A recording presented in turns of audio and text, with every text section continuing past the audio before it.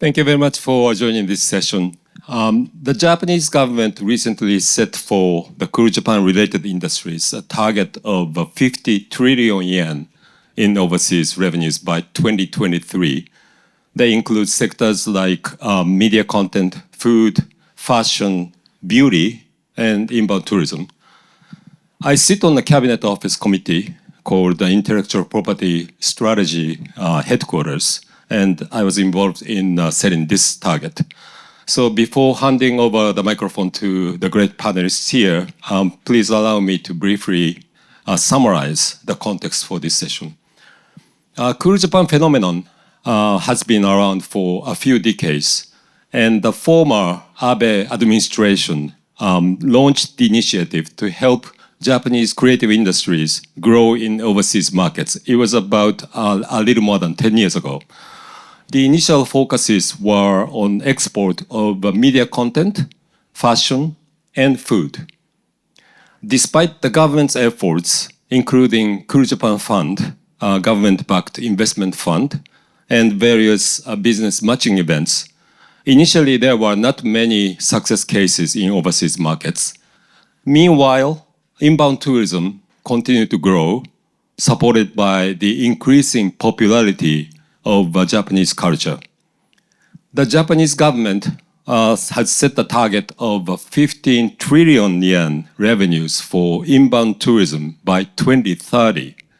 And achieving this means that inbound tourism would become Japan's largest export sector, maybe surpassing that of automotive sector.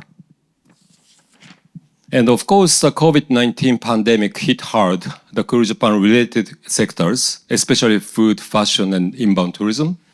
At the same time, it was time for online media content platforms like Netflix and Disney to rapidly grow in the global market. And media content export for Japan tripled over the past 10 years, actually. And after COVID, as we all know, inbound tourism fully recovered, and its revenue more than tripled also over the past 10 years. So achieving the target of the total 50 trillion yen export would mean that the creative industries, in addition to their domestic GDP contributions, will earn about 10% of Japan's gross national income in the form of export and licensing fees. With this background, I will hear from the great panelists, Tony, Harry, and Sakiko, respectively from music, movies, food, and sports sectors. We'll discuss the increasing presence of the Japanese culture in the global market and the key issues for the Japanese creative industries to realize its opportunities in the global market. So the first question for all is, in the past, manga, anime, and games were the primary promotion media for Japan. Now we are seeing other forms of Japanese culture also having a global impact.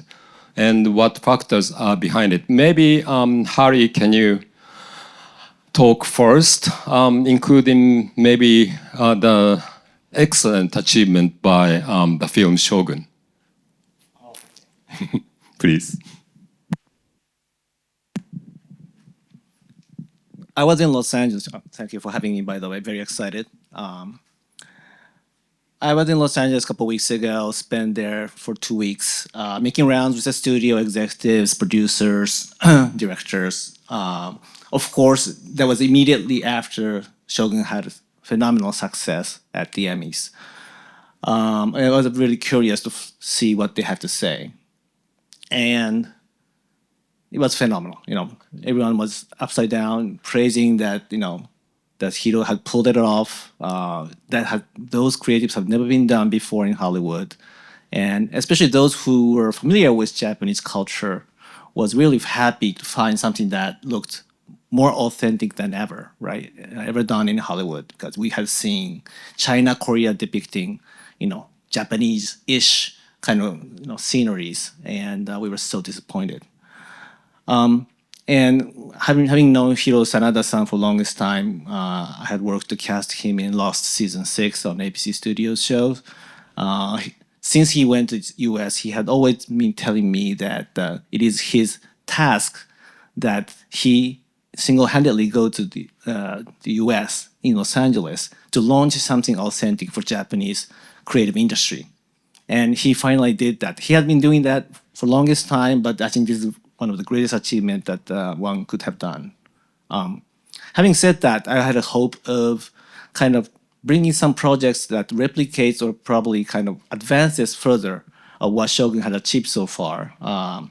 Meaning that hoping that the Japanese period piece, like from Shogun era or samurai, which may have different topics, to the producers and studios. But because of cost effectiveness and everything, people take it as a sort of one-off at the moment. But of course, eager to engage in discussions. But it'll be a long time before we can see those kind of big shows gaining popularity and getting greenlit, like year by year. But hopefully, it will increase by numbers over time. Well, 10 years, 15 years ago, they said that anime and manga can go global, but not dramas and movies where real human beings play, the Japanese human beings or Asian human beings play in those art form. What has changed? I think this is too typical of an answer, but Squid Game has turned everyone into subscribing audience for any foreign imported shows from the US perspective. So people now has gotten used to watching shows on subtitles, which is something that we never believed before when I was working at Disney. So in turn, there was a Spanish drama show that was a huge hit, and Argentina show that was a huge hit. Everyone was willing to watch the shows over subtitles. So even without anime, live action, even if it's a live action, it was the right timing to come out for the Shogun to the American audience. Can I cut in? Yes, in the please. spirit of this being an open panel. So I think that what you said about 10, 15 years ago, people said they would never happen. Look, 10, 15 years ago, people said that a Japanese player would not lead the majors in home runs and stolen bases. Right? Right. 10, 15 years ago, actually, nobody thought anybody would go 50-50, right? And I think it's small-minded to say never, almost for anything, in this world where you have completely open distribution, right? The biggest difference between kind of pre-internet, post-internet, pre-streaming, post-streaming, whether it's video or music or games, is it used to be a B2B world for content distribution where somebody in Japan makes a product, right? A song, an album, a film, a series. And then they have to go to some guy, who's probably like smoking a cigar, got his feet up on the table in LA, if you want to get that on American television, right? Or on European television, or in an Asian, in a record store in Singapore, right? So there are these intermediaries, these buyers who say, I'm not interested because it'll never happen. And then you don't have distribution. And if you don't have distribution, you don't have fans.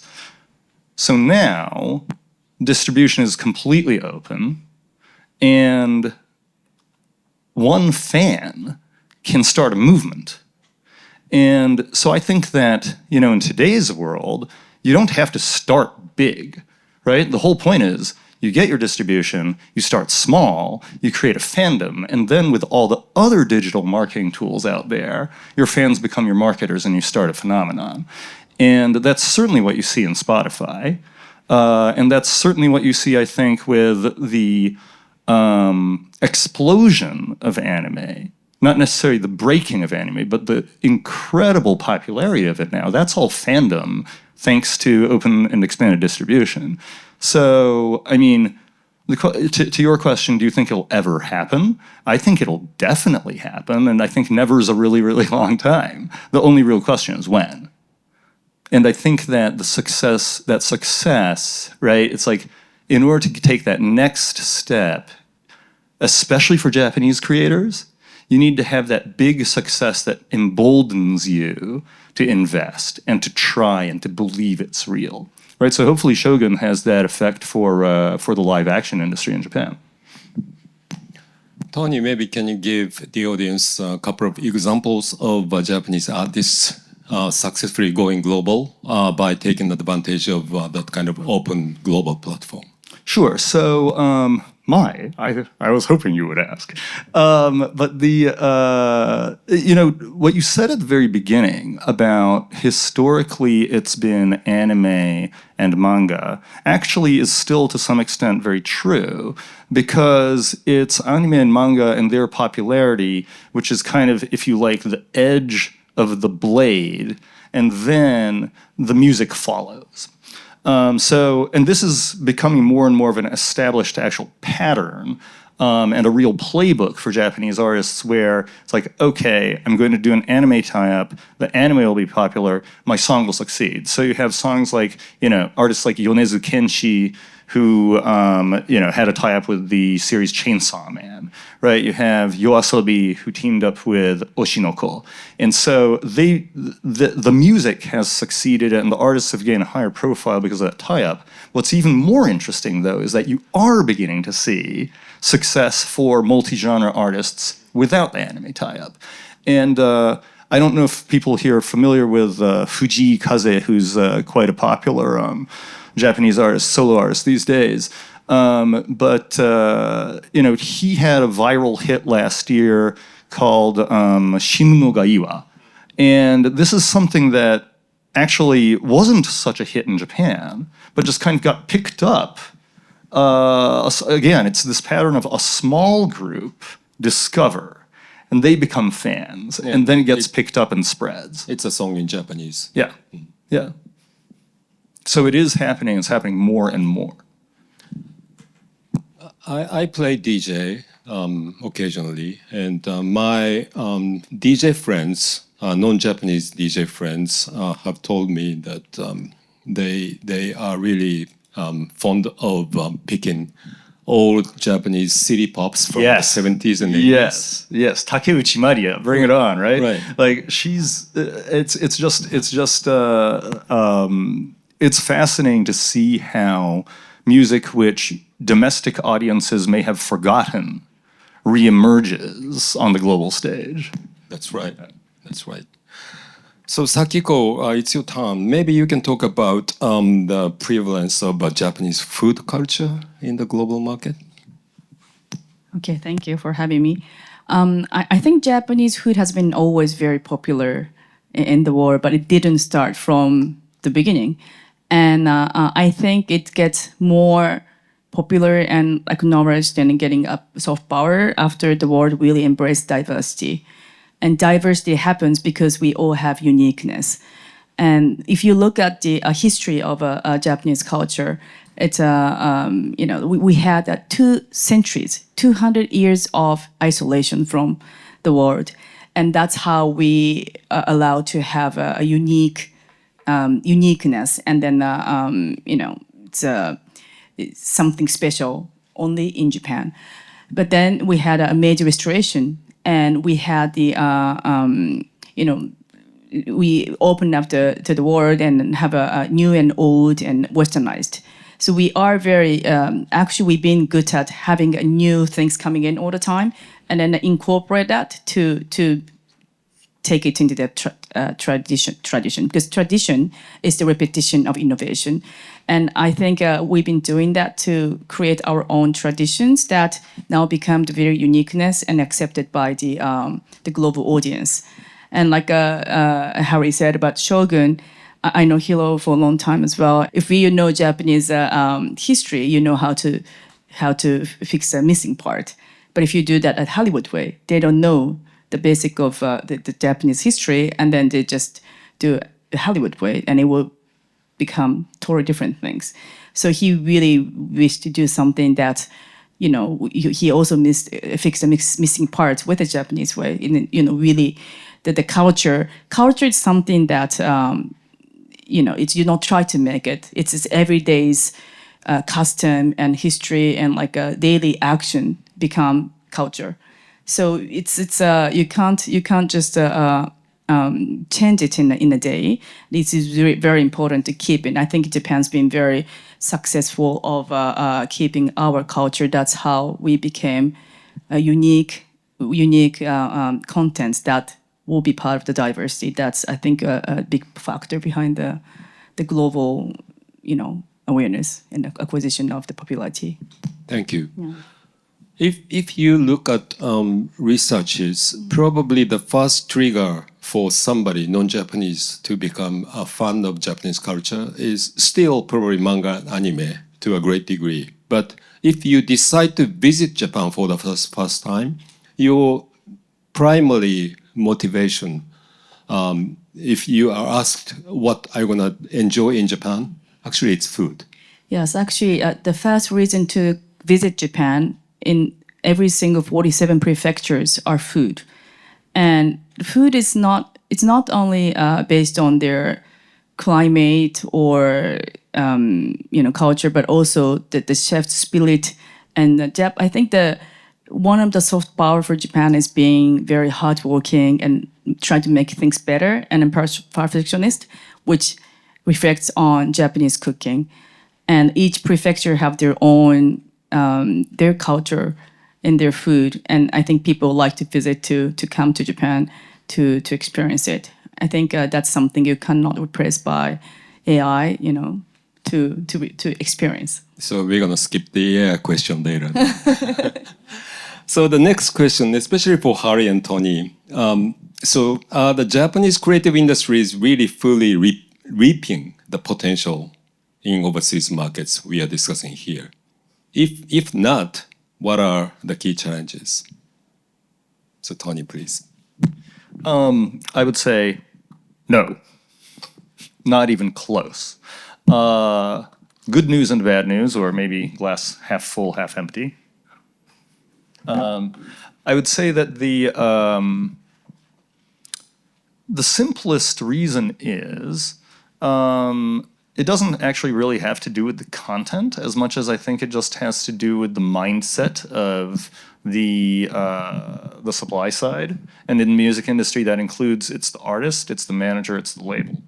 And I would characterize, kind of, how to put it, Japan music export as being something that the Japanese music industry is only really understanding this year.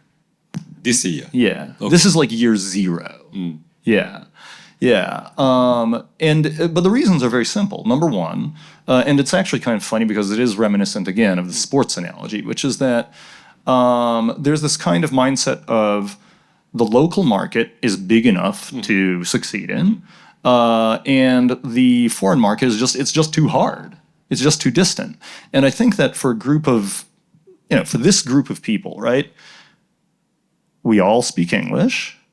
A lot of us are international or non-Japanese.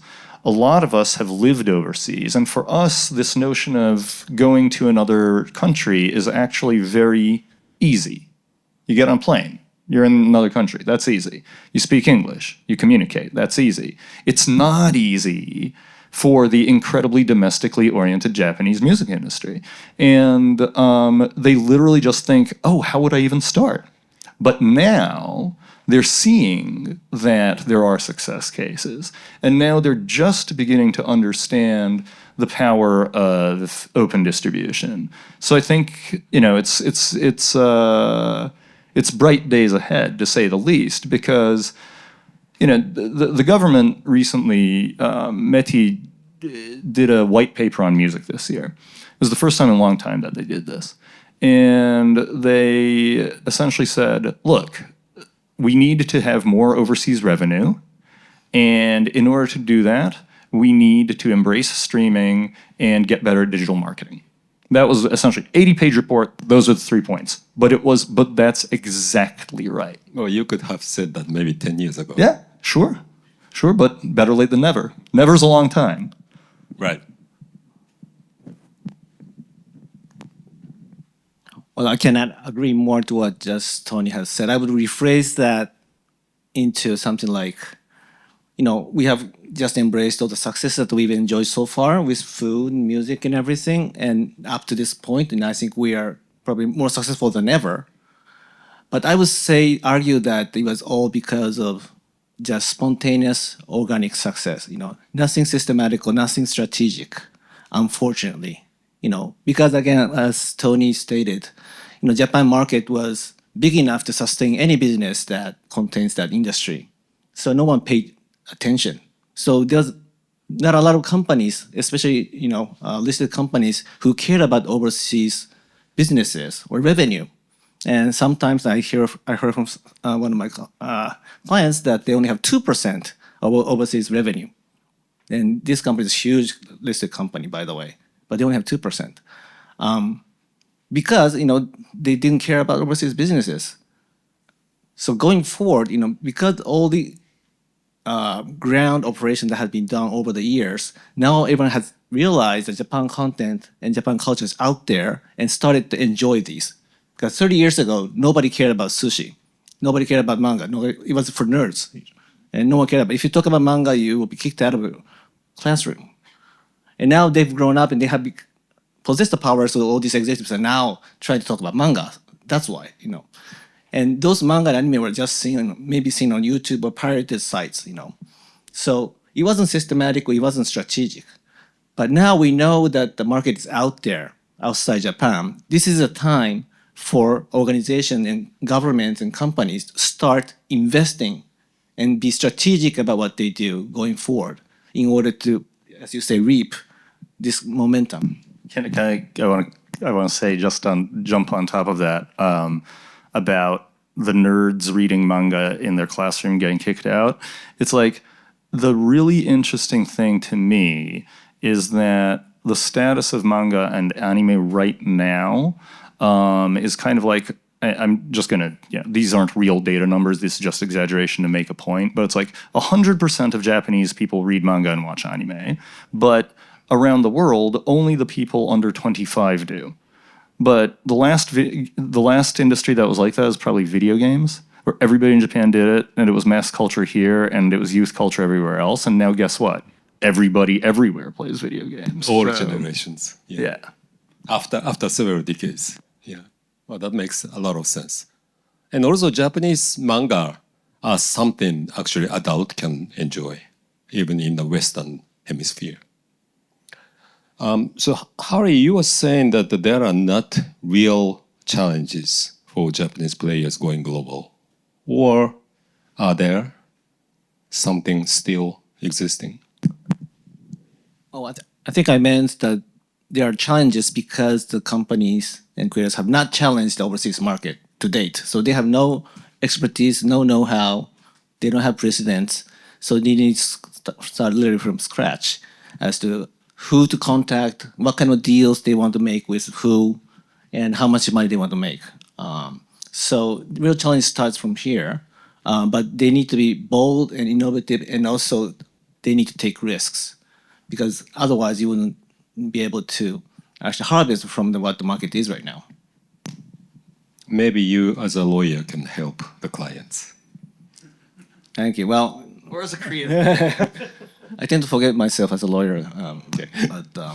So to protect people, I can probably help people as a lawyer to make deals. I consider myself as a producer, so more on a proactive side to help creators and companies to make strategies. What kind of content do they need to make in order to appeal to the US audience, for example, or to European audience, or even for Asian audience? And how much do they need to make, and how much do they need to spend?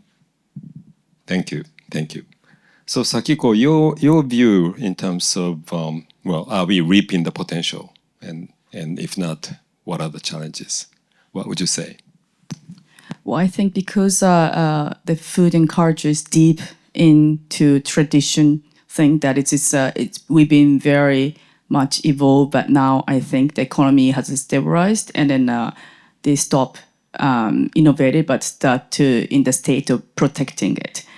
And tradition is continuous innovation, but now I think we're so much afraid of losing it, and instead of try to change it, and then protect it. This is the same thing for, like when the Western comes, we did very well on doing a collaboration and getting the ideas and technology to make it. Like Japanese food, hundreds years from now would change, just like Japanese food has changed since 100 years ago, because we have now fridge and we utilize all those Japanese, like a Western or whatever the new technologies. So I think it's important to be more globalized in the standard. It's now the world is smaller, and we call it glocal. With the global standard, with the local uniqueness. And like, for example, for food, we have a great uniqueness, but it's not for when it comes to like allergies or religion or a language. It's not global standard.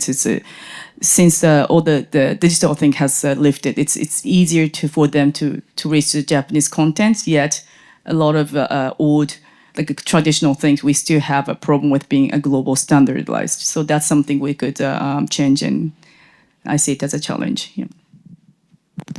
Can I just say that I know that you're talking about something else when you talk about global standard for food, but like in the last 6 months or year or so, I no longer take my overseas visitors first to sushi. I take them to pizza, because the pizza in Tokyo is better than the pizza anywhere else. And it's just like, and it's such an eye-opener for my visitors. They're like, because they laugh. They say, I'm from New York, my pizza's better. Just wait, right? And I think that this kind of, the craftsmanship and the attention to quality and the, focus on, the traditional focus on local ingredients is something that is unparalleled. So Japanese food export is actually, it could be non-Japanese food too. Well, exactly. Like we talk about culture, I think it's Japan has this culture because of our like personality to make everything more perfect. That also goes for common food, not like only for Japanese food, but the French or patisserie or any just cheesecake, anything.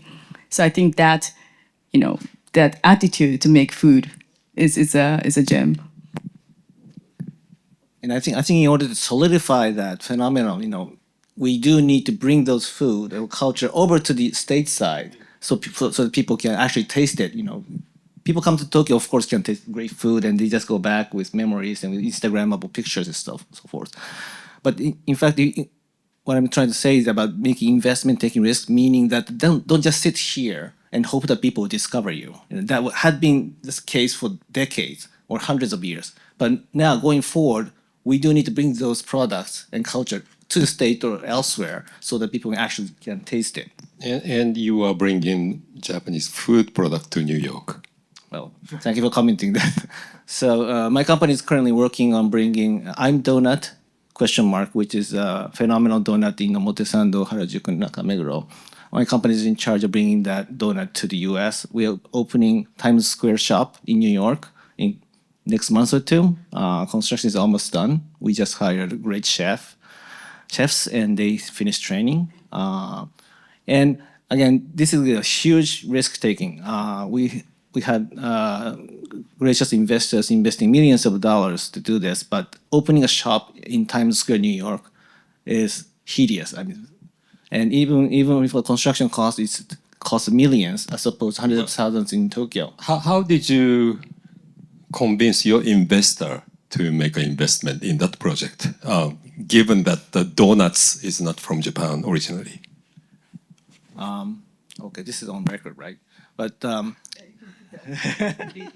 still, bigger companies are still not really wanting to, risk their money to something that's so risky, right? So we went to more of a personal investors, or maybe company owners, or angel investors. We told them that can we share a dream with you, to conquer American market with American-ish product called donut from Japan. Wouldn't that be cool to be able to open up the shop and be so successful? And those 10 investors had agreed and really enjoying the ride with us. I suppose that you have done some market testing before opening your store. No. No. Okay. No. If you have done that, then again, that's risk hedging, right? Now, we believe in the donut. It has been so successful in Japan when a lot of people have great tastes. That's why the food is great here. And if we do marketing, and if they said no, we wouldn't have stopped anyways, actually, because we did want to bring this to the world to realize that this is something that they have never tasted before. Very interesting to watch. Okay, so to change the topic, upon seeking the global opportunities going forward, are there key trends like AI or maybe something else we should be paying attention to? What are the key trends you are really looking at? Tony, please. Well, I think that, and I mean, in the context, I actually will take the AI question. I think that, of course, AI is super important to consider, and in the music industry and similar industries, I think the focus tends to be on the potential impact of generative AI on the creative process. And I think that a lot of those fears are very well founded. I think that there is this kind of at the extreme, people say, "Oh my God, people aren't going to make music anymore. It will only be created by generative AI." And I mean, I think that's probably a kind of a doomsday scenario, but we have to acknowledge that people talk about that, and so maybe it's a possibility. What doesn't get as much attention is the potential for AI to be a positive force. And it can be a creative facilitator. I think I said in the room before coming downstairs, 50 years ago, I think people thought the synthesizer was terrible, right? How dare people create music with something that isn't an actual, kind of acoustic instrument, right? So I think there's definitely, there is a role for AI in the creative process. There's also probably a role for AI in the content identification and creative defense, right? Recognizing that a song is pirated, recognizing that a song is created without human, without human intervention. That's probably a use of AI that could be contemplated. And then finally, I'll go back to what we were talking about earlier in terms of creating fans overseas. There's a fine line, I think, between what we call machine learning and what we call artificial intelligence, but the need for the Japanese industry, for the Japanese export of, kind of cultural export or soft power, in addition to having great product, is also to have effective digital marketing. And that's a skill that's really lacking in this country right now on a domestic kind of industry level. And so if artificial intelligence helps accelerate that know-how and just helps accelerate that skill set, I think that's something that would be beneficial to the industry as well. I'm not talking about replacing people wholesale, right? I'm talking about using it as a productivity tool or filling in some gaps around what around know-how. Do you believe that digital marketing is the most lacking capability the Japanese creative industries has, or something else as well? I mean, I think it's one of them. I would argue that in the Japanese, and I don't want to stereotype every single Japanese creative company as having all these shortcomings. There are, of course, companies that are looking outward, but Right. I think even before you get to the digital marketing piece, I think it's really just a mindset. It's am I actually going to invest time, effort, knowledge in even thinking about generating overseas revenue? I see. Yeah. I see. Thank you. Harry, please. Yeah, I would probably add that in the movie and TV industries, there was a big strike that went on last year that stopped the whole industry for like almost a year. That was really devastating, and I think Sakiko had talked about that in other panel. But it only lasts for 3 years, and it was a huge win for the industry, meaning that for writers and actors who feared that their job's going to go away because of AI, they have some protection now. That's great. But as Tony had mentioned, it is if we consider it as a productivity tool, and to get rid of labor-intensive portion that is stopping us from becoming much more effective in exporting our product, I think there's a way to use this. For example, Japanese animation industry, not many animators are there anymore, and they are becoming old. When I was a board member of Studio Ghibli, most of the animators who are working for Miyazaki-san was over 60 years old, and not much new people coming in.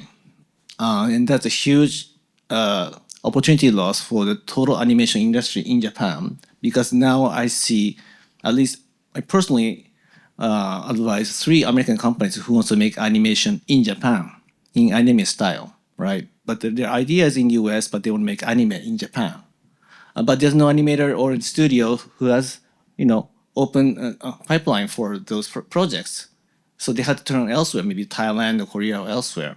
But that doesn't bring a great creativity that Japanese animators bring, because there had been no succession plan for these animation techniques, I would say. Why are those production companies not attracting new talent? Because of the low compensation or something else? Well, Minister of Economy has been talking about this for like decades, as you probably know. Yeah, low wages, long hours, and project basis, so they were never hired as a permanent employees, so no stability. So the industry as a whole, with the lead of the government, is trying to make it much more attractive, I guess, but it's still a long way far off from ideal. Well, we are seeing more and more Japanese media content products going abroad, and maybe in terms of the sales revenues, it's really much bigger compared with 10 years ago. But maybe the problem is that the Japanese creative companies are not securing sufficient profit to compensate better the creative staff. If that's the case, what can we do about it? I think it's getting much, much better than before. So the bigger animation studios are getting more margins than before, and more projects. I think their revenue is probably higher than ever, actually. And they get more leverages. Sometimes they even get backdoor royalties, which had not happened decades ago. So I think it's getting better for the bigger ones. I see. But it needs to apply across the board for smaller ones as well, who may not necessarily have leverage against the big, clients. Yeah, I hear a lot of stories about negotiations with the global platforms like Netflix. They pay so much more than the Japanese TV broadcasting stations for production, but at the same time, they take all the rights for the global market forever in many cases. Is that true? No, not anymore. Okay. Because they brought a lot of money, that you kind of did a barter deal. They bring a lot of money much higher than market price, then you're gonna have to give up something. That's how Netflix came in, and that was so smart. And to get significant market share within a short time period, that's the way to go. You need to invest, overpay to get all these deals and better, good projects from taking that away from Toho and bigger, competitors. But after actually Japanese content had become popular over the past decade or so, now the content creators now have upper hand against Amazon, Netflix, or Disney Plus, even against Japan. So you started seeing that they're paying more, or maybe sometimes even allowing for the producer to retain the rights while they pay the license fees instead, and with a limited time period. It depends on how much leverage you have, popularity of the content that you have against these studios. I see. Thank you for your insight. So we are getting into the last question of the session. What should Japan do to realize the vision of culture-based economic superpower, making more revenues and making more profits, and maybe paying much better to the creative staff? And maybe a question for Harry again. If we are having a much better negotiation leverage with those global platforms. Maybe one potential solution would be attracting their production base to cities like Tokyo, so that probably they have a stronger incentive to produce Japanese originated contents. Do you think it's going to work? Yes, well, that is what my company is doing. So our company works on two businesses. One is about catering to the Hollywood studios shooting in Japan, and we constantly every week bid for shooting in Japan or elsewhere. So this week we're waiting for one TV commercial, whether or not it's going to come to Korea, China, or Japan. But we're bidding for it to be shot in Japan for a very big luxurious brand. And as you said, having people coming here to be able to enjoy the food or music or culture that we have, it has a tremendous marketing power, PR power, I would say, for the people who come over here and get immersed with Japanese experiences. When they go back, they can talk about how great Japan was, and they may want to make something that relates to Japan. And that's the whole strategy, what I'm doing right now, bringing these people to Japan and get experienced, and then we're going to pitch the projects that relates to Japan, so that the people can relate those two and make it into Hollywood-sized projects. Thank you. Sakiko, the same question. What should Japan do?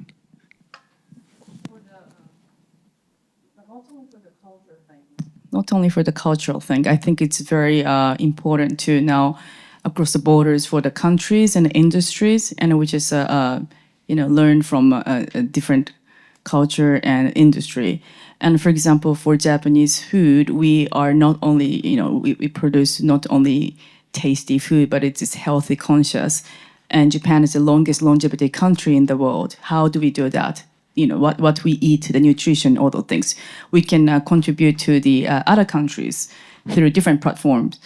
And we recently started a company with the head doctor of Real Madrid, New York Yankees, Los Angeles Lakers, Manchester United, Paris Saint-Germain, all the big clubs of the world, tied with the Harvard Medical School. And we have a Nobel Prize chairman as a conference officer. What we do is, we contribute each other's culture or soft power and all those things to promote each other's section, also for something doing better for the next generations. And Japanese food, import and export Japanese food is not only for the material, like the food itself, but we can do is an IP how we Japanese schools do, like school food is doing, or the nutrition, all those things. So I think then I have an entertainment background, how we promote, how we branding doing things. So not only sticking to your own industry, it's very now important that the world is smaller to work with a different industry, different countries, and make it even more innovative and creative. It's very important. Thank you. Very, very important insight. Tony, please. Yeah, I'm trying to think if I have anything to say that hasn't already been said by myself or anybody else. I really think that, you say, what should Japan do? And I was trying to think if that's really kind of about the people, about the private sector, about the public sector.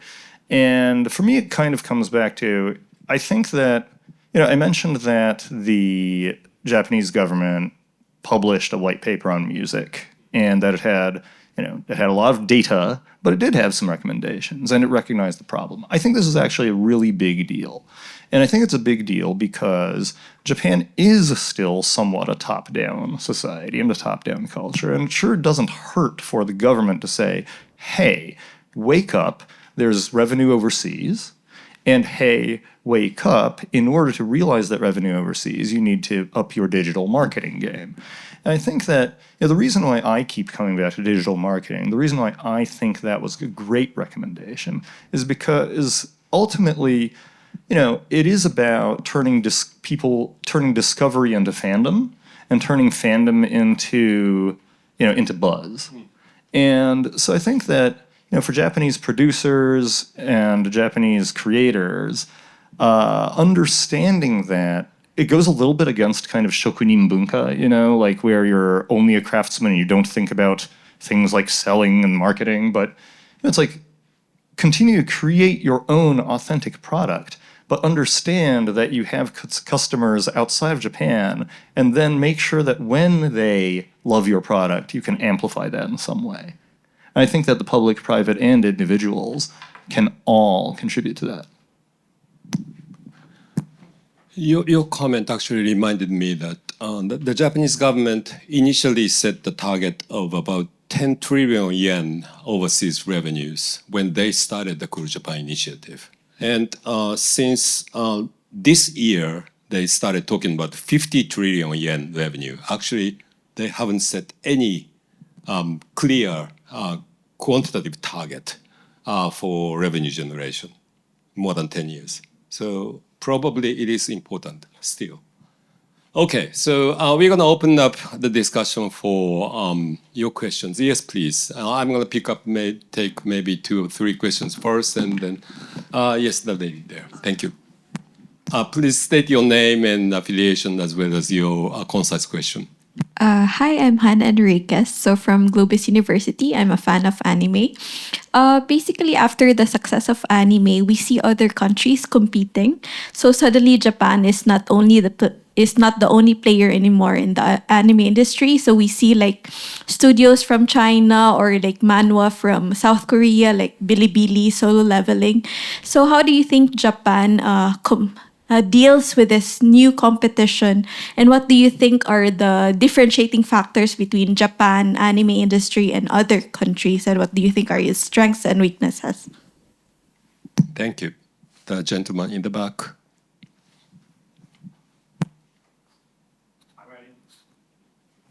Hi, my name is Bradley. I'm from America, so it's been fun to watch this exponential growth. My question to you guys is, do we see this following suit with other industries such as books or even things like No or Kabuki theater, given the fact that something like Alexander Hamilton was a huge success with Disney? So I'm just curious if we're going to see, I think, something similar follow in the other sectors. Interesting question. Anything else? Yes, please.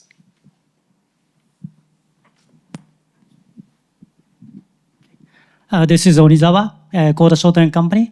Our company is producing dry sweet potato is Tanaka City in Ibaraki Prefecture. And Hoshimo is have been producing over 100 years. And in Japan, the product, Hitachinaka is dominated 90%. And for the past 10 years, the market is very growing up because of health consciousness, because Hoshimo is not using the additives, preservative, no using. So, but we are trying to export our product to the world, but we are struggled with the volume. Our total volume is less than 1% of our total volume, total sales. So how we should expand our product to the world? Okay, very interesting set of questions. You can pick up anything you like. So Harry, please. Yeah, I'll just those two. Okay. First, I want to talk about something outside anime. What others that can probably go broad globally. Again, I hate to talk about myself, but this weekend we just opened the Attack on Titan stage show in New York. Very successful, the fastest ticket sellout in history. And it's too bad it's only going to be doing it only a 2-week show. And it is all Japanese cast. Just trying to say that what we call the 2.5 jigen, right, from anime to stage show, is a new format that actually not much people outside Japan has seen before. You must also know the success of Totoro and also Spirited Away in London. I was also involved in those two, but those way of expression had also opened up people's eyes towards what's out there from Japan. It's not anime, but it's stage show and different kind of medium. So I would like to stress that for any businesses who wants to get broader reach outside Japan, you should try to think about more touch points, different touch points than just anime or manga. Make it into different forms. It could be stage show, it could be musical, it could be something else. So I think that's one good explanation of how Japanese businesses creators can go abroad. And also the anime portion, anime studio portion, I totally agree that the competition is increasing, and you cannot stop that. The only competitive edge that Japan has right now is that they started this so-called nijigen hand-drawn animation, and most of the great creators of the picture anime form only reside in Japan. Although creating the animation self and also making it in a volume, the technology has expanded and people can do that already. So you cannot stop people from, getting more innovative and catching up with you. It is only about trying to be at the top of the notch through the creativity of the idea itself and through making characters, which will differentiate the rest of the others. And that's something that has not been replicated elsewhere yet. I'll stop here. That is why still Hollywood is buying a lot of manga IPs from Japan, right? Tony, your answers to the questions? I think that I would absolutely just repeat what Harry said about competition, right? Don't worry about the competition, just worry about doing a good job yourself. That's the way you beat the competition. I think that, the question about other forms of Japanese entertainment was a really interesting one, and not least because I'm a huge Hamilton fan and I have a Hamilton hat inside of my backpack that I didn't wear today out of respect for the occasion. But, I think that it has a lot to do with, what do you construe as success, right? Like, is it not a success if you don't make $50 million, or are you okay with $50,000? And of course it has to do with, ultimately, I guess it has to do with return on investment and so on. I guess where I'm going is like, there are lots of successful niche businesses out there, and there are a lot of already successful, niche entertainment forms out there, or individual artists, or individual productions. And again, my favorite thing comes back to fandom and amplification of fandom. I think that if there's a trick that, kind of quote, the Japanese industry is missing, it comes back to there are these fans out there. But don't be satisfied with 100 of them. Try and make 100, 200. Give your fans the tools to talk about their love for your product. And that's the advice that I have for Hoshimo is, I eat hoshimo at home. My daughter loves it. My daughter grew up in Tokyo. She now lives in Massachusetts. And we're visiting her next week. And you know what's in our suitcase? Hoshimo is in our suitcase. So the question is now, is she going to share that with her friends? And what are you doing to help her share that experience? So, she puts it on Instagram, and then all of a sudden it turns out that somebody in Texas also loves Hoshimo. It's like hashtag Hoshimo. How do you create that community of fans, which then makes your fans your marketers, and then expands your demand? I think that's the biggest challenge. And I don't know anything about dried potatoes, but I know a little bit about music and fandom, and I think they're similar enough in that respect. Well, thank you for your advice. Yes, Sakiko. Yeah, so for the potato thing, well, I think, I've had it as well at the Hitachi Naka when I went to Lucky Fest. As you said, it's all known additives and it's very super healthy, and Japanese products are like that. But I think we Japanese underestimate our soft power, and like food, as Attack said in the first the beginning of this session, the food and inbound, they're all we're taking over the Japanese the soft powers, and And now I'm also on the board for the Cool Japan for the cabinet office, and we are putting more emphasizing on the food. And I think it's important. You first know your value, which is bigger than what we think, and believe in like inbound is also one of the biggest exports now. People come and try and they keep buying it. So I think, as Harry said, but first it's very important to do the branding and also increase your fan base. And now a lot of people sell things with D2C, digital to consumers. And you have your store, but use a digitalization and if you want to reach the global audience, I think language, you have to break the language barrier to promote things in English as well. And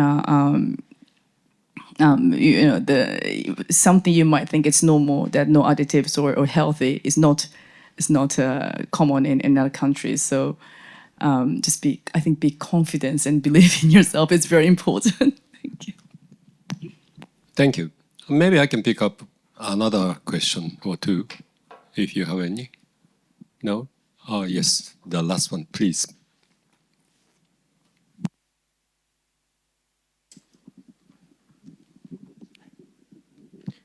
Thank you. I'll try to make this as quick as possible.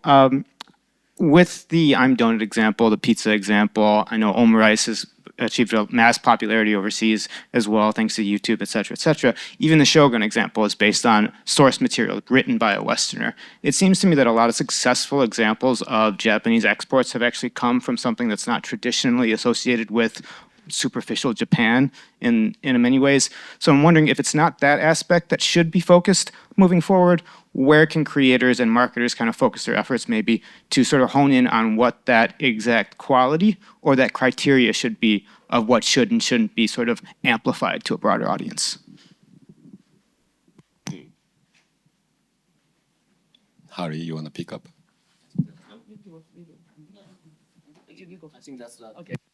I think that's exactly what Sakiko was saying before. Well, the first of all, I think a lot of people say, "Oh, dream of sushi. We have better sushi place than Jiro."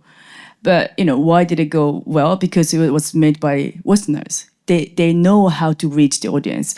Japanese people are so good at making things, as I said, and we are a homogeneous country. We're not good at promoting. And if you say so much, you're like over talking. So we're not good at promoting. But it's very important to know what's real in Japan, like Hiro did for Shogun. He knows Japan, but they know how to make things. So I think this collaboration is very, very important. That the film, The Shogun, was written by the British person, and Japanese people filled the blanks. So I think the working collaboration, as I said, the globalism is very, very important. Like if only Japanese person make it, it doesn't appeal to the people who wants to reach. And if in the Westerners make without knowing Japan, it will appear odd to Japanese audience. So it's a great collaboration. Is a key. Well, thank you for summarizing the key aspect of the session today. I think time up for the session. But my key takeaways, including number one, first and foremost, the mindset of going global, as Tony mentioned in the first. And secondly, Japanese players also need probably a better capability on business development and digital marketing. Things like turning discovery to fandom and turning fandom to buzz. Also collaborating with non-Japanese players to better understand the local needs and probably customize the way to do business. Number three, culture also needs to keep innovating to be sustainable. So global collaboration also helps on that front.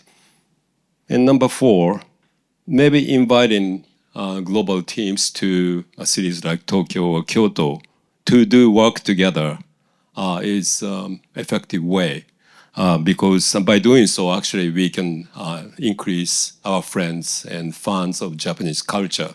That comes back to probably the better opportunities to collaborate with them.